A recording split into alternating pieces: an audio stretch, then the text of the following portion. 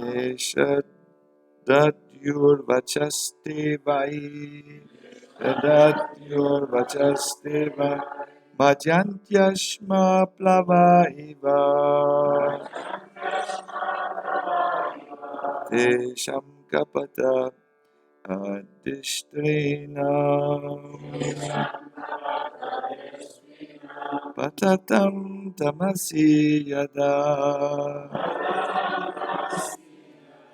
Yeshadadyurvachaste Vai Bhajantyashma Plava Iva. Yes, please.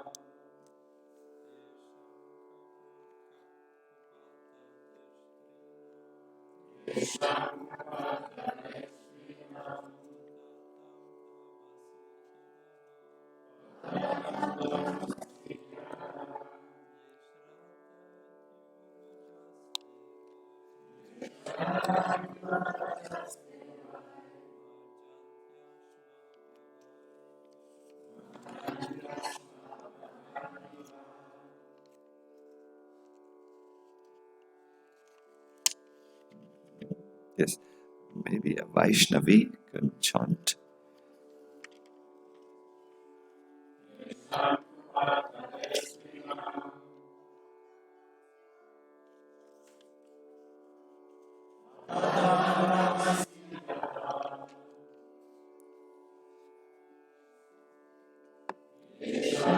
Namaste Vai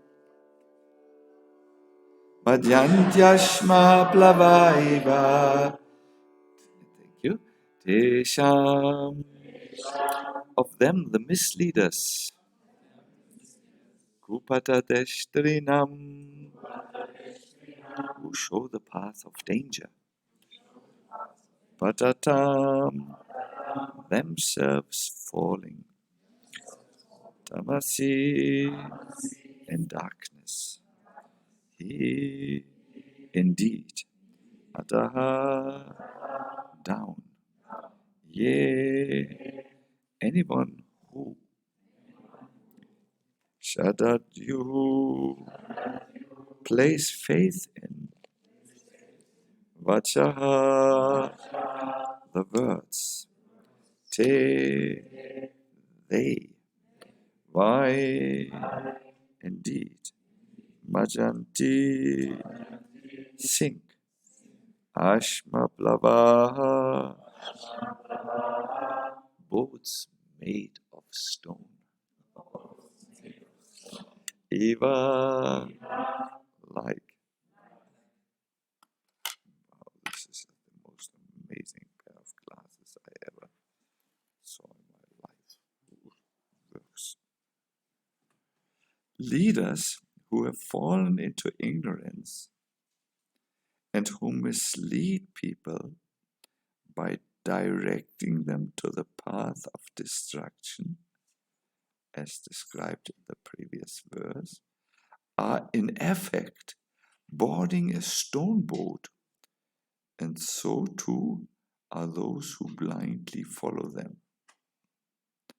A stone boat would be unable to float and would sink in the water with its passengers. Similarly, those who mislead people go to hell and their followers go with them. Oh, heavy. So just think of the image.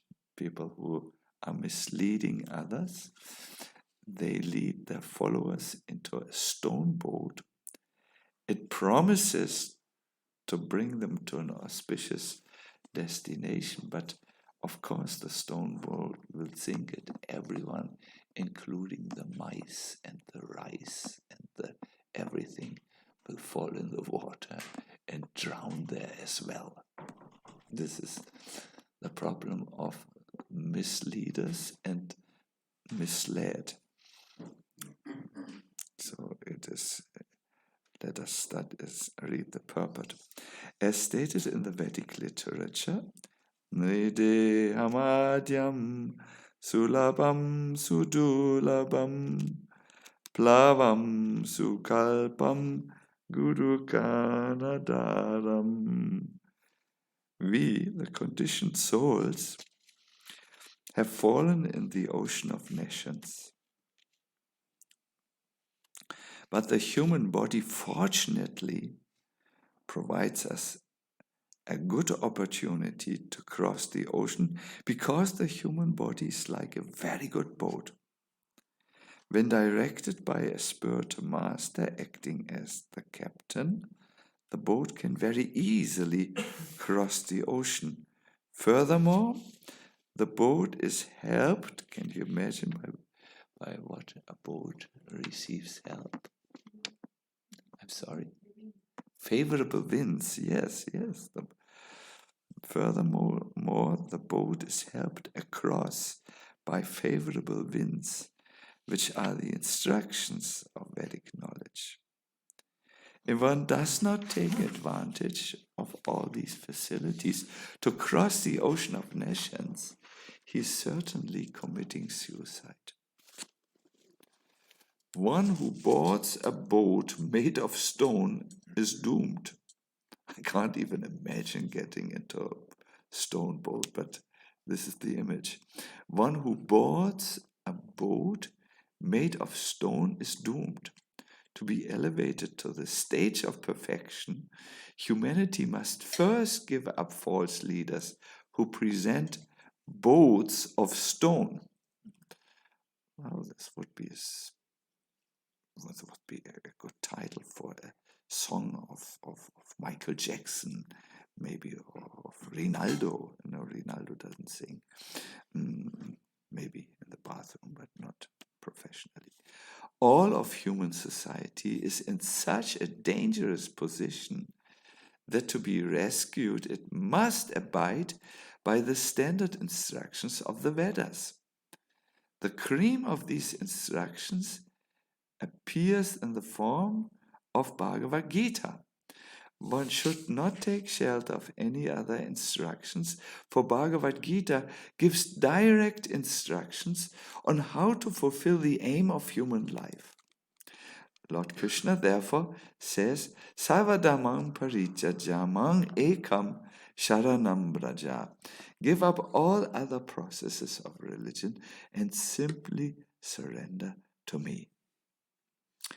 Even if one does not accept Lord Krishna as the Supreme Personality of Godhead, his instructions are so exalted and beneficial for humanity that if one follows his instructions, one will be saved. This is amazing. I did not. The Gita has so much wisdom that even if there is, say, someone who is not inclined to accept Krishna as the Supreme Personality of Godhead, if he just follows these wisdom teachings in the Gita, it is beneficial for them. That's why the Bhagavad Gita, I don't know if you knew it, but it's one of the books which are it's called world literature. That means that the best books the world has produced, the Gita is one of them. I was very, very happy to find this out recently. So good. Otherwise, if one does not follow Krishna's instruction, one will be cheated by unauthorized meditation and gymnastic methods of yoga. Thus one will board a boat of stone, which will sink and drown all its passengers. Unfortunately, although the American people are extremely eager to get out of materialistic chaos, they are sometimes found to patronize the makers of stone boats. That will not help them. They must take the proper boat offered by Krishna in the form of the Krishna consciousness movement. Wow, Prabhupada is a preacher. Can you feel that? Can you feel his pulse? No? Then they will be easily saved. In this regard, Srila Vishwanath Chakravarti Thakur comments, Ashmamaya plavo yesham te yata majantam plavam anumachanti tateti raja niti upedeshtreshu sabeeshu kapo vanjita. If society is guided by political diplomacy, with one nation maneuvering against another, it will certainly sink like a stone boat. Political maneuvering and diplomacy will not save human society. People must take to Krishna consciousness to understand the aim of life, to understand God, and to fulfill the human mission. Nama Om Vishnu Padaya Krishna Pastaya Bhutale Shrimate Bhakti Vedanta Swami Niti Namini. You may join me if you have respect for Srila Prabhupada, and I think many of you have. Namaste Saraswati Deve Gauravani Pacharini Nirvashesha Shunyavari Paskatyade Satani. Jai Sri Krishna Chaitanya Prabhu Nityananda Shri Advaita Gadadhar Shivasadi Bhaktavinda. Hare Krishna Krishna Krishna Hare Hare Hare Rama Rama Rama Hare Hare. Krishna Chaitanya Maharaj introduced us to a very wonderful format in which we can enter deeper into the Bhagavatam, and I would like to use it for this lecture.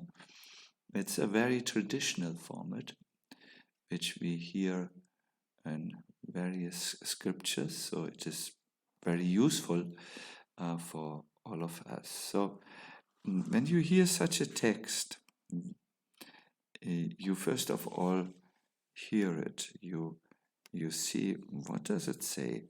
Well, it says quite frankly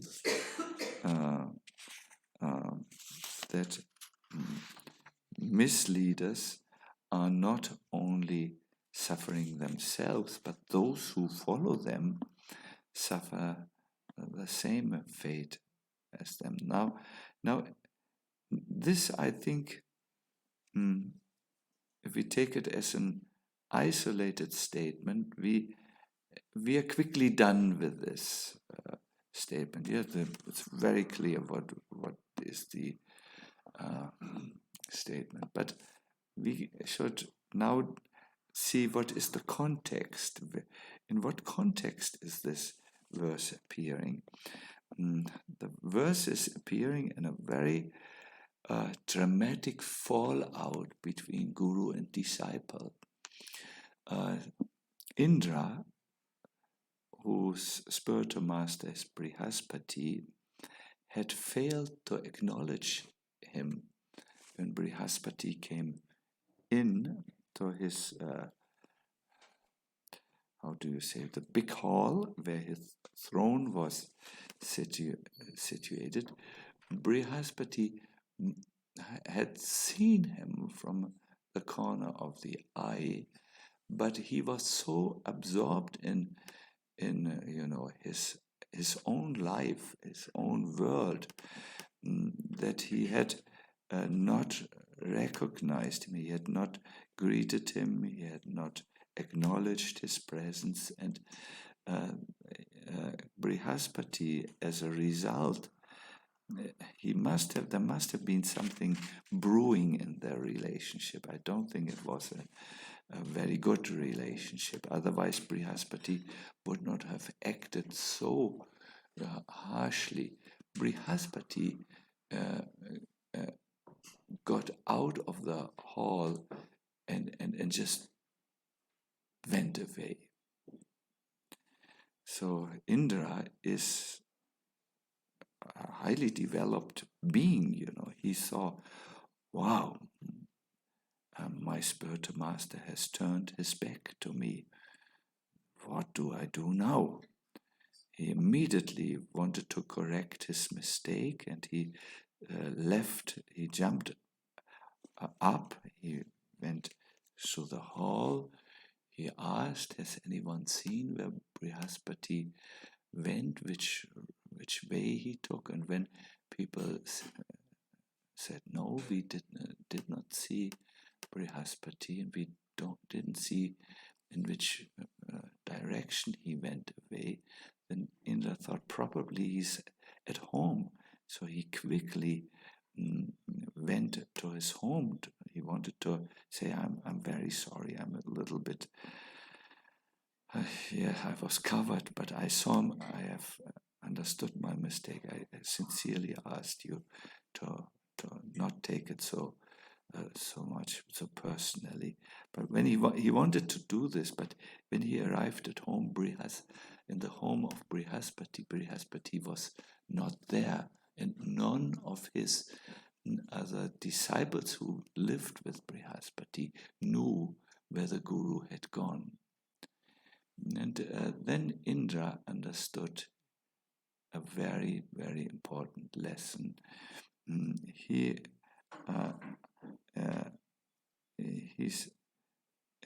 said that maybe people who say one who's situated on the exalted throne of a king does not need to stand up to show respect to another king or a brahmana. But someone who thinks like this does not really understand superior religious principles. Now you might ask, what are these superior religious principles? Srila Prabhupada explains it or gives us a hint when he quotes this important verse, Nideham Atya Sulabam Sudulabam. The verse says, it's very rare to get a human form of life. It's very rare. It is a special boon. The other forms of life, the non-human form of lives, are by far in the majority. But even rarer than being born as a human being with all these amazing facilities, this amazing intelligence, amazing senses, and this very capable body to do many, many things. Even rarer than this is to meet in the human form of life a great soul who can guide us in our spiritual life and who can act as a captain of a boat, the human form of life, that can bring us over the ocean of birth and death. And this verse, which Prabhupada quotes, gives this imagery. If you have a human body, you are able to cross the ocean if you have the guidance of a captain who knows how to steer it. Steering is especially important, of course, if you want to come to a far distant goal. Then you need a captain who can read the stars and has an orientation to go. And second, if you have favorable wind, then the sailing goes very well. So Indra is a stone boat, and anyone who gets on his boat will sink.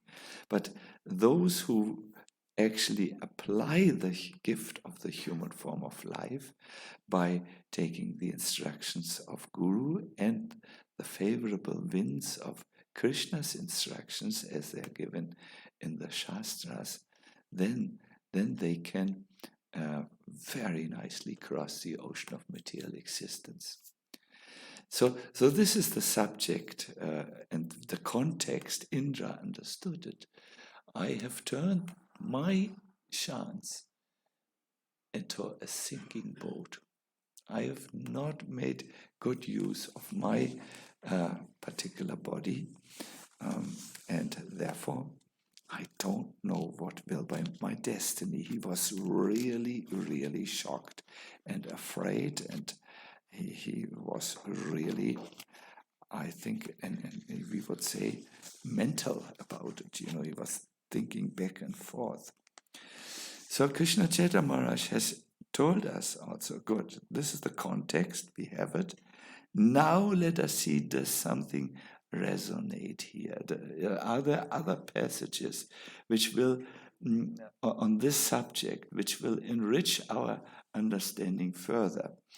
And therefore, it's very important, if you want to apply the second step, it's very important that you become a regular reader, because if you don't know the scriptures well, you can't apply this second step where you find some resonance. Yes, there is a resonance. I found one reference, but there are many also. It's a prayer which the demigods, like Indra, these high beings, say to Lord Krishna when he has just appeared. He's still in the womb of Devaki, and they all know soon the Lord will manifest his pastimes, and we will be able to assist him. Let us already glorify him while he's in the womb, because he's different from an ordinary infant. He can understand everything. So they come to him and say, Svayam samutiya sudushtaram dyumang bhavanavam bhimam ataprasurida bhavat padam ruha navam means boat, atrate nidaya jata sat anugraho bhavan. Oh Lord, they say. Let's have some music for this. O Lord, who resemble the shining sun, you are always ready to fulfill the desire of your devotee. And therefore, you are known as a desire tree. Vancha kalpataru. You are a desire tree, my Lord. When acharyas completely take shelter under your lotus feet in order to cross the fierce ocean of nescience, they leave behind on earth the method by which they cross. And because you are very merciful to your other devotees, you accept this method to help them. So the image is very wonderful. It's another boat image. First was referring to our human existence. Now the second image refers to crossing a difficult watery passage to get to the other shore. So the most difficult water is the ocean of birth and death. Oh, it really is intense. My dear devotees, in the lockdown period, I have prayed for so many dying people. If I could be traumatic, if I could make you traumatic, if I would tell you all the circumstances in which people died, which came to my attention because I was requested to pray for them. So yeah, difficult material existence. Birth and death is definitely there. But it can be crossed uh, um, uh, when we have the proper boat, which is the method or the process of Krishna consciousness, which the acharyas give. Now, this image is very, very nice. I remember the Jamuna. There is one in Vrindavan, there is a yogi who is very advanced. He is the disciple of Devahara Baba. Maybe you know him. This is a Baba who became 360 years old. He has left the body under Radharani's shelter. So his disciple who continues his ashram is Devadas. He's a posing figure. He has dreadlocks. When he opens them, they come to the ground, and I didn't measure, but maybe 2 meters more. He has a lot of Shakti. Tejas, he's very kind, like a very educated person. He speaks good English also, and he leads this ashram. He was serving this mystical yogi who didn't even eat anything. He just drank milk and was, I can tell you another time about him. So he has become my friend. This Deva Baba does. Friend is, he likes me, I like him. He has given me a lot of Ayurvedic consultation. These yogis know a lot. But to reach him, his ashram is on the other side of the Yamuna. So the Yamuna there it's difficult to cross the Yamuna because she's very wide, at least when in the times when I am in Vrindavan. Maybe in summer it's possible to cross, but not when she has so much water. And you need a boat. So on the side, there's a boatman, really traditional. It's really nice. It's out in the midst of nowhere. So it's you have to get to the boatman. Now then he will bring you into his boat, and then he will row you across to the Jamuna. Now, unfortunately, there's a new boatman. He has a motor, like all these modern things come also into Vrindavan.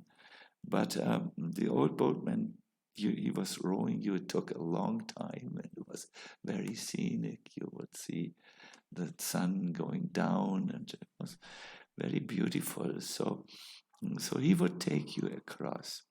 And if he would not be there, then he would leave a piece of paper, which I couldn't read because it's in Hindi, where he says where he is, so you can find him there, and then he will help you.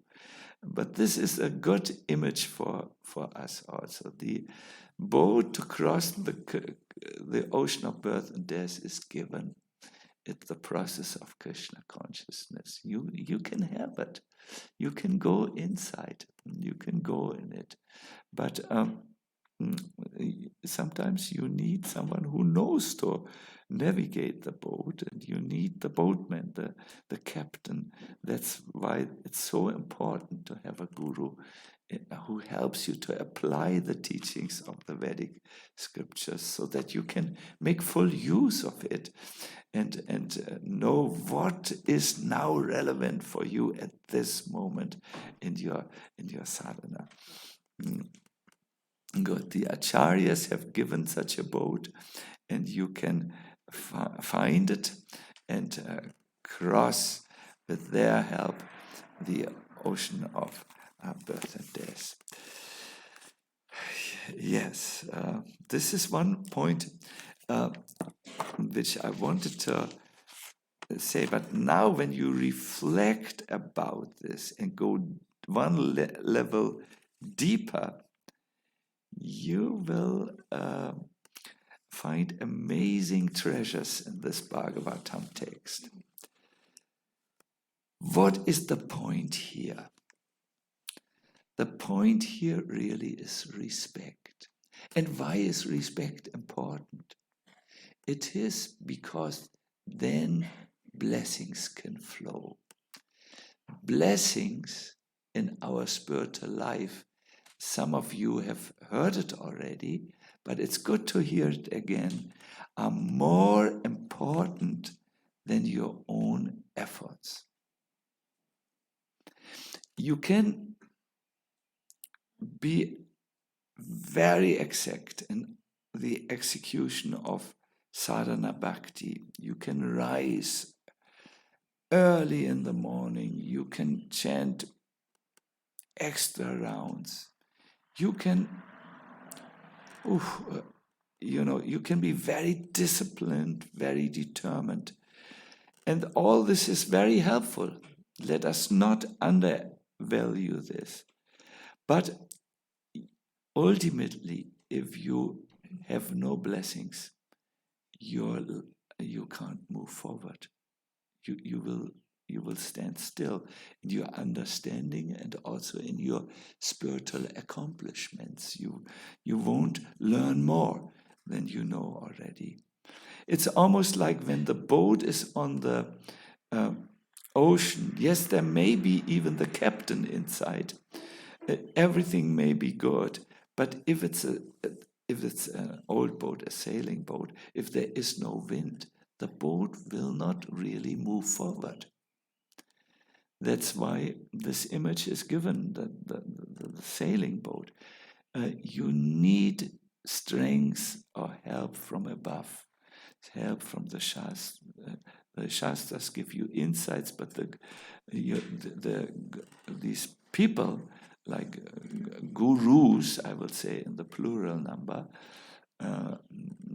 they can give you blessings. And life is so easy when you receive these blessings.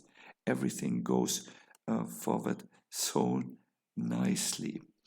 There is a very good example in Lord Krishna's pastimes, which I found for you. I want to tell you a little bit about Krishna's morning routine, because you will get the point that even Krishna himself is blessing, has obtained, wants blessings, or he shows how important blessings are. I don't think we should say he wants blessing. We should say he shows in his Leela how important blessings are.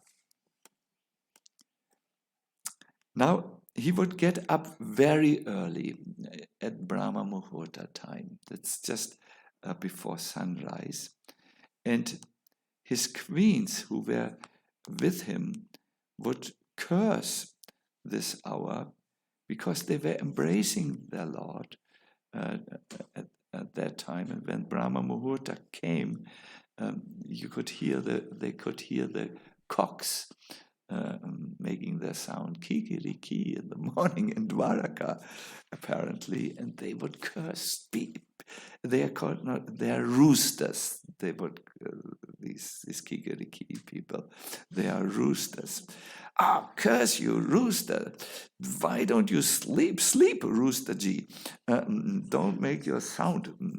So, but Krishna would get up unfailingly.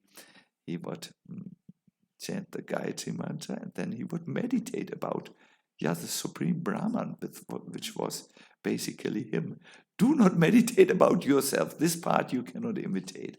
But he would start his day with meditation. It was very interesting. So, and then after he had completed his morning routine, he would go out of his palace and he would distribute flower garlands, pen and sandalwood paste to the brahmanas. He would give these gifts also to his friends, ministers and wives, and finally he would put sandalwood paste on himself. He was just so nice. By then, Daruka would have arrived. Do you know who is Daruka? The chariot driver, yes. And he had brought the chariot, which was drawn by 4 powerful horses. I remember 2 names. Sugriva was one horse. Megha Pushpa, means the flower of the cloud, was another horse. This horse was a little darkish. They were very powerful, very energetic, very joyful to see Krishna, and Krishna would pet them and greet them as well. And then he would go into his wonderful chariot, yoked with Sugriva and his other horses. He had his horses, they were just Krishna's horses. His charioteer would bow down to the Lord and then stand before him very submissively. And then Lord Krishna, as if he would depend on his chariot driver, would take the hand of Daruka as a help, and he would mount the chariot together with Satyaki. Satyaki was a great Kshatriya, who was trained by Arjuna, and he was Arjuna's disciple, in fact. And who else would come with him on the chariot? Do you have any idea who's always with Krishna in Dwaraka? Not the queens, Rukmini and Satyabhama, they would stay, and all the others would stay back. Who do you think would go with Krishna on his chariot? Uddhava, yes, Uddhava. Do you know everything? You know so many things about Krishna. That's very nice. And it would look, when Krishna would go up on the chariot, people would see this. It would look as if the sun was rising. He looks just so beautiful, and everyone says, just let's look at Krishna. They would go. And then, what then? The palace woman would look upon Lord Krishna with shy, loving glances. Very shy, but loving. And thus, Krishna would have difficulty to start his journey, because the text here says he would get free from them only with great difficulty. That's natural, I think, when someone loves you so much and expresses it through their glances, then you can't just bring it over your heart to just leave like that. It's not possible. So he would then, but then finally he would tell Daruka, Chelia, let's go. And his smiling face captivated everyone's mind who remained back. So Krishna would go each morning. Where do you know his route? Where his route would end? Yes, there was the Sudama Assembly Hall, where all the Vrishnis and Yadavas, princes, were staying. It was an amazing hall. If you would enter this hall, you would not feel the miseries of material life any longer. That was not possible. So there were many things happened in this hall. The Bhagavatam describes. But then I come to the point I wanted to bring to you.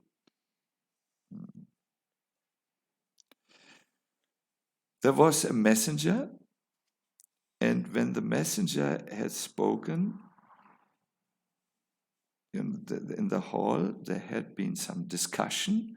A messenger had arrived, and there was some discussion. Suddenly, Narada appeared. He was bearing a mass of golden matted locks on his head. And the supremely effulgent sage Narada, who had all these, he had a bunch of hair. Who has a bunch of hair here? No one, even the Mataji's hair, don't have such an impressive bunch of hair. It was very long, matted. He came in, he looked like another sun. He came in. Do you know what Krishna did at that moment? Lord Krishna, who is the worshipable master of even planetary rulers like Lord Brahma and Lord Shiva, as soon as he saw that Narada Muni had arrived, he joyfully stood up along with his ministers and secretaries to receive the great sage and offer his respectful obeisances by bowing his head. And then Krishna, he was sitting there. He was doing important governmental activities. There comes the saint in the hall, and what does Krishna do? He gets up, and all his ministers get up. They are properly trained. Maybe if they didn't do it, Krishna would remind them that you need to respect these great brahmanas and saints. And he offers Narada Muni a high elevated seat and honors him by bathing his feet. And just imagine if, let us say, a saintly person would enter I think you all are saintly persons, but if Krishna Chaitanya Maharaj, this I can think of him, or Kadamba Kanana Maharaj, or any saintly person would enter. If I would continue to speak as if nothing happened, it would not be good. Krishna shows one has to get up. In fact, all of you would, according to this example, would have to get up also and greet the saint and then give him a seat. I guess when it is a Bhagavatam class, we may not have to do this. Why not? Because we are trying to worship the Bhagavatam as good as we can. And therefore Krishna is in the center here. And we pay him the topmost attention. But there can be different perspectives on this. So let us just stick with the example Krishna gives here. And my dear devotees, he didn't just do it in political, in the assembly hall. Krishna did do it also in private situations. For instance, when he was with his wife Rukmini or Satyabhama or the other wives, who are actually Lakshmis, goddesses of fortune. When he was privately in his room, and the great saint Narada entered there also, Krishna immediately got up. He stopped everything he was doing to greet Narada. Another time, Narada, who was curious to inspect Krishna, he came into another palace and he saw how Krishna was playing chess with Uddhava. And the moment he entered, Krishna again went up and respected him, as if he had not done so already earlier in the day. Because Krishna himself wants to establish this principle.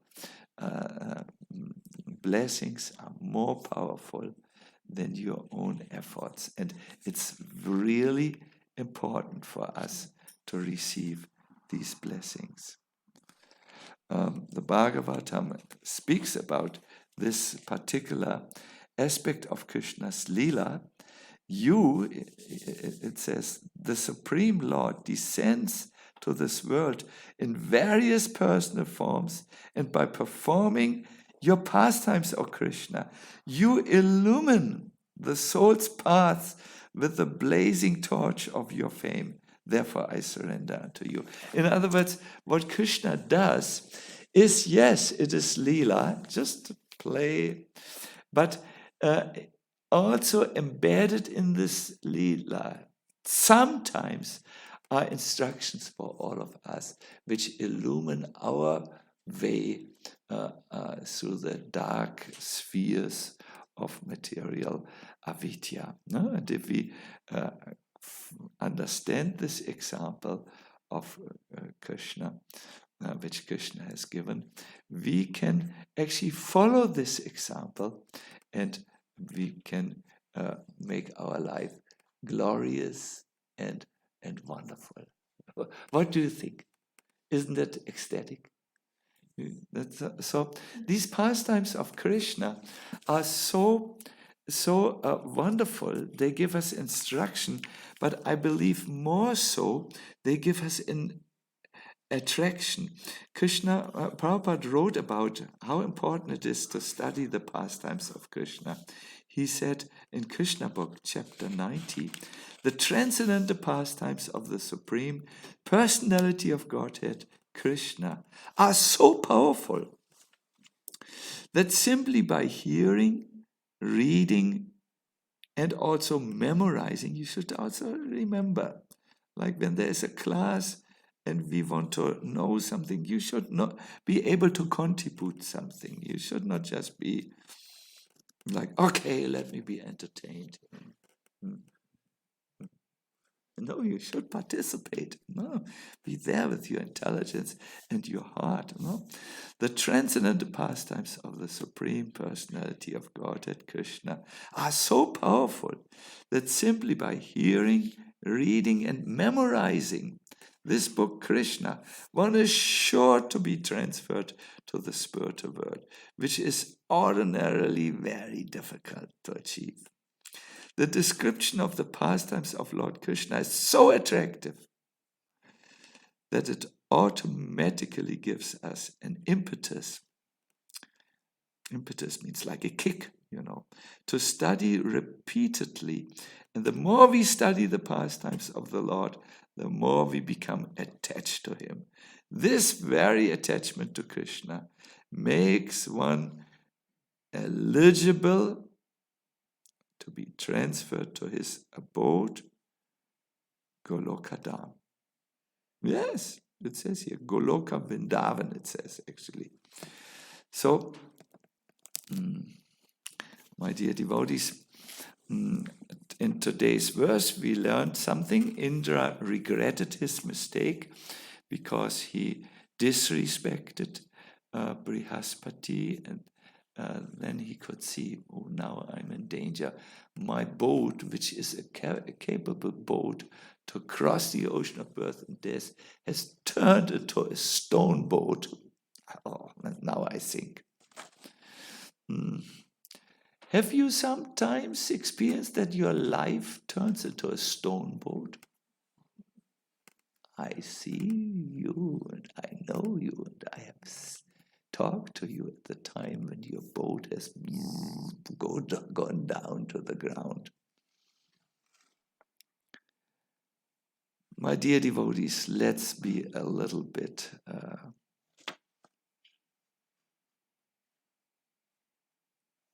how do you say? Let's respect this human form of life. There's a song which it says, who will go? Who will go? Oh, who will go, oh brothers, across the ocean of material existence? A free ferry boat operates at the port of my Gauranga. Even the old, the blind, and the crippled people are crossing over. Harinam is the boat. Shri Guru is the helmsman, it means like captain, and the upraised arms of the Sankirtan party are the oars. All jivas are crossing over by the favorable winds of prema. Only Lochandas, due to his own fault, has been left behind. Ke jobi, re bhai, bhava shinupara. Dhanyo Kali Yugera, Chaitanya Avatar. Yes, very sung in Bengali language. My dear devotees, I don't know how far I will go in the boat of human life before the death comes. I don't know. I cannot say. I have high aspirations, but I don't know how far I can go before this physical end is coming. And I know then comes a pause. Don't know how quick I will be able to get a new human body, but then after some time, then I will sit in the womb of another mother. Then there will be childhood, and most probably with my disposition, it will be again a wild childhood, playing day and night, and no one can bring me into bed because so much play is necessary as for someone. And then maybe I meet again Guru, Shastras, and so on. When I think about this life with the let us say, with a perspective of reality that yes, this will be over. There will be death. Yes, it will come. Then I was thinking this morning, I have such a rare opportunity now. My boat is the boat. Everything is there. Prabhupada is there. Shastras are there. Usually where I am, there are many books available. I can just turn around. Whoop, there's a book. Whoop, there's another book about Krishna consciousness. I feel I have a rare opportunity for sailing. A rare opportunity which comes to so few people. And I want to make sure I use it properly because I don't know what will happen afterwards. I can't say. Maybe Krishna is also very merciful. My dream is if I could die in the dust of Vrindavan, then that is very nice. But maybe I will die in a disco in Frankfurt while trying to preach to the people in there. Of course, then, if I die preaching, that would be wonderful. That would also be wonderful. Krishna's milosti is very merciful. But maybe I will die not so glorious, yearning for Schwarzwälder Kirschtorte and not getting it, and then I die. Hare Krishna. So my point here is, let's use the human form of life, which is a gift, and there's this further gift of a Guru and Shastra who train us. Let's use it for good sailing. Let's make it a good life. You know, where I live, it's on the bank of a lake, and when there is a good wind, I see many boats. They go zoop the one direction. They go very fast. Sometimes they come just near to our house, just 5 meters away. They go very fast, and I encourage the people who sail. Do you know that there's another boat? But then they're already somewhere else. Let's use this human form of life properly. Krishna. And yesterday, a very encouraging discussion with Vishwadev. We feel that the project is really blessed, Radha Madan. You can't believe when those who come to take part in our festivals, they are so absolutely impressed. There was this group from Netherlands, from Holland, all very intelligent, highly placed, they have high-paying jobs. And they were the first time there. And one was a Brijbasi of these Indians, a Brijbasi lady. When they came as a group, this lady chanted, the Radha Kripa Kataksha Stava for me.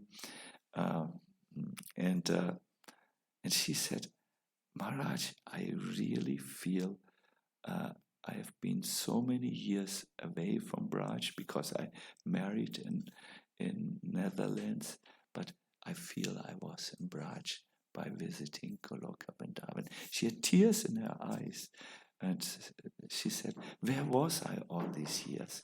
I'm now back with Radha Krishna." She is a practicing devotee also. So yeah, so here is such a wonderful place, and it would be nice if we could have retreats or festivals more often. If that could be our service to the fallen souls, because why do I say this would be so nice? There's a secret: when you share Krishna consciousness with others, you get it. You get the secrets of Krishna consciousness. You get what is called bhakti with some rasa, with some taste in Krishna consciousness. That happens when you give it away. Strangely, when you give it away, your bhakti becomes more. That's spiritual. Good. It was a nice time again being your guest. Lord Madan Mohan were so merciful to give us sunshine. Have you seen?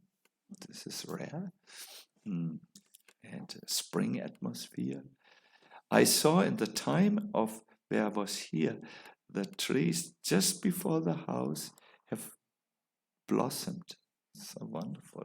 Just in 4 days. Because there was sun and so much kripa here. Do you remember when we went on Sunday before the altar, there were these pots, and out of these pots the mercy was flowing down to all of us. Krishna. So yes, so please while you're here, think about this point of obtaining the blessings of the deities. Pray regularly as a sign of your as a sign that you want to enter a relationship with the deities.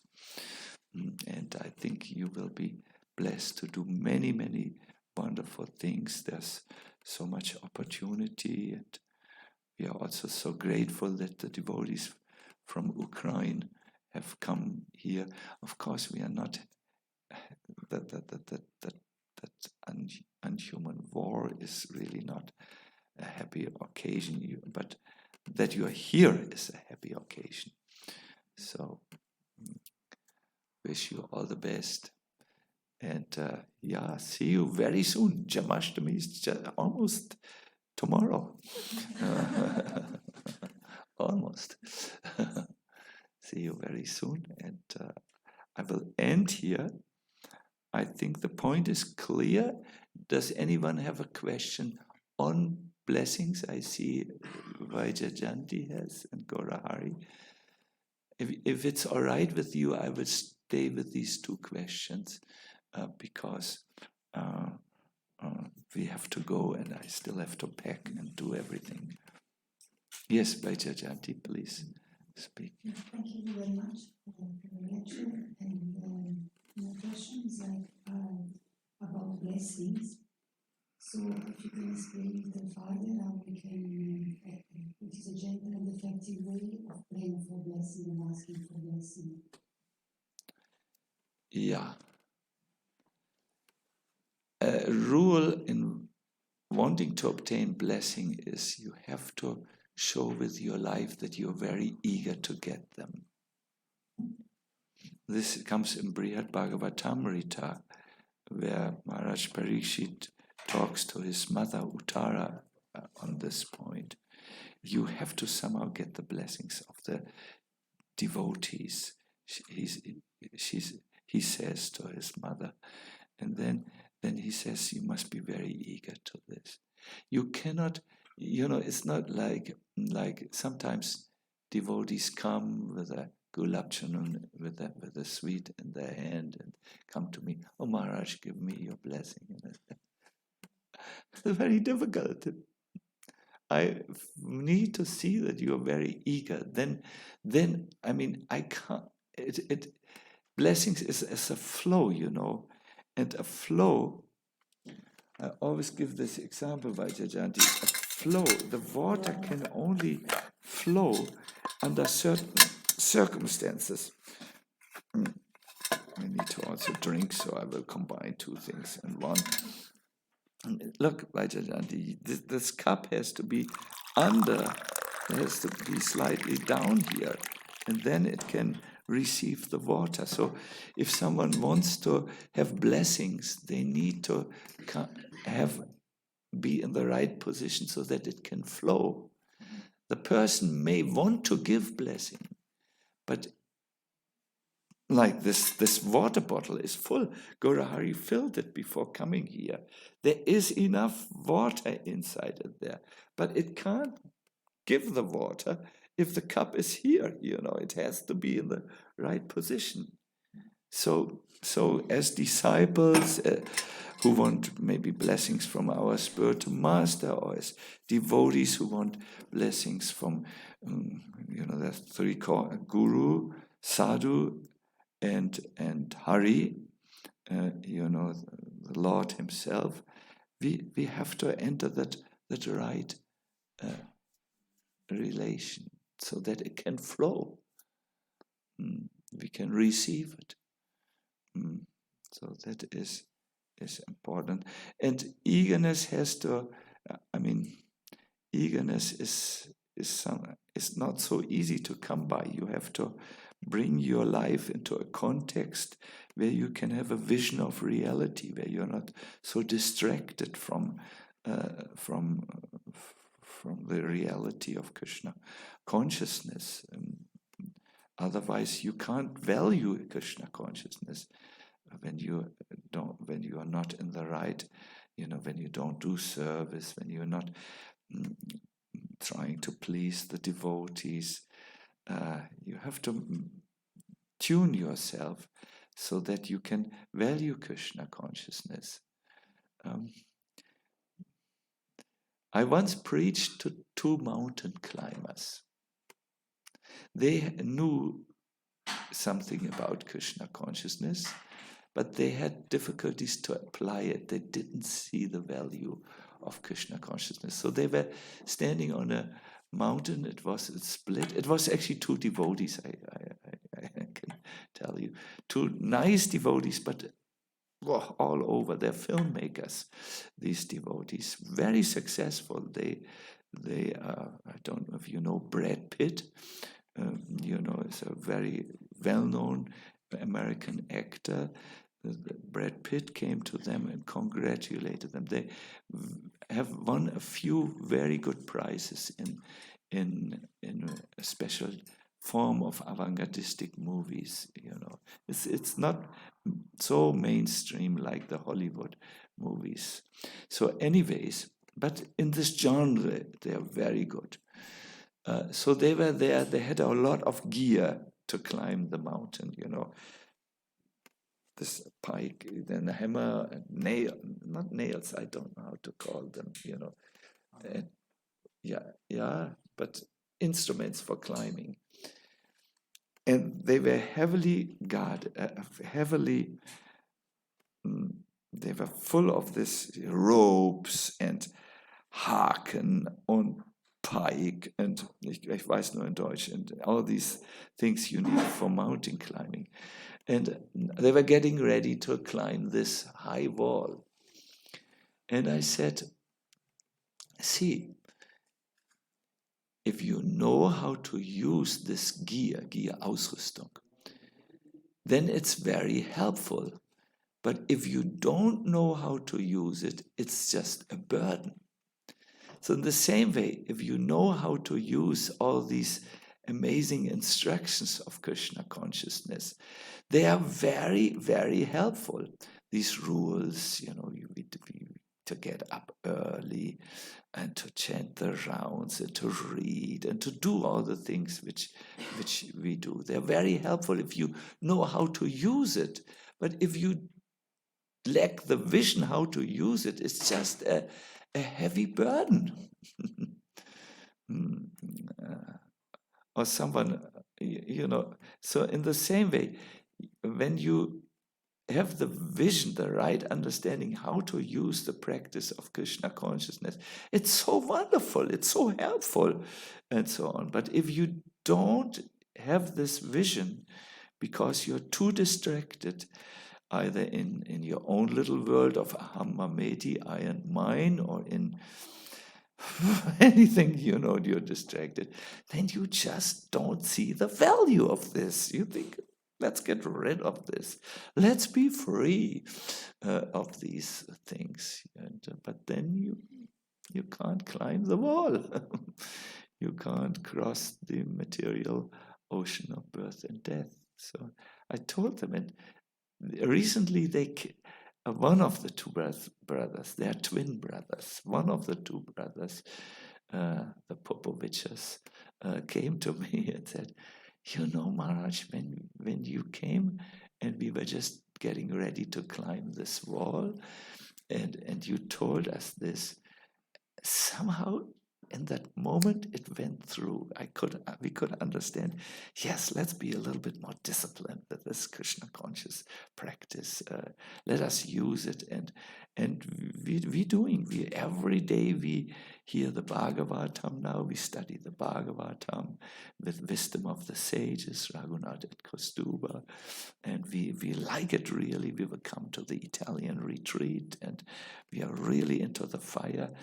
But it came all when you told us the Krishna conscious practice is not a burden when you know how to use it for your purpose. So yes, you need to know how to get blessings. And this is basically, you need to build your eagerness for blessings. It can't be on the second place, third place, fourth place. It has to be burning in you. Then it will come. Gaurari. Gaurari will get the microphone.